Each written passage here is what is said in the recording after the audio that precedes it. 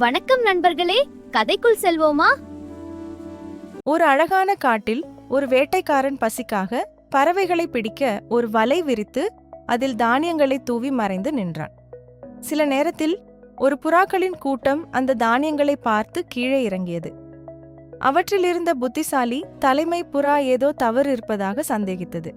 ஆனால் மற்ற புறாக்கள் பசியால் அதை கேட்காமல் தானியங்களை தின்ன ஆரம்பித்தன. திடீரென வலை மூடிக்கொண்டு எல்லா புறாக்களும் சிக்கிக்கொண்டன.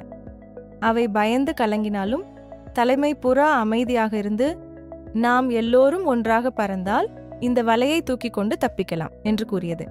அதைப்போல எல்லா புறாக்களும் ஒன்றாக முயன்று வலையுடன் மேலே பறந்து வேட்டைக்காரனை ஏமாற்றின.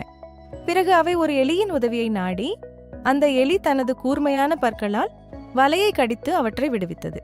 இதனால் புறாக்கள் எல்லாம் ஒன்றுபட்டால் எந்த பிரச்சனையையும் சமாளிக்கலாம் என்பதை உணர்ந்தன.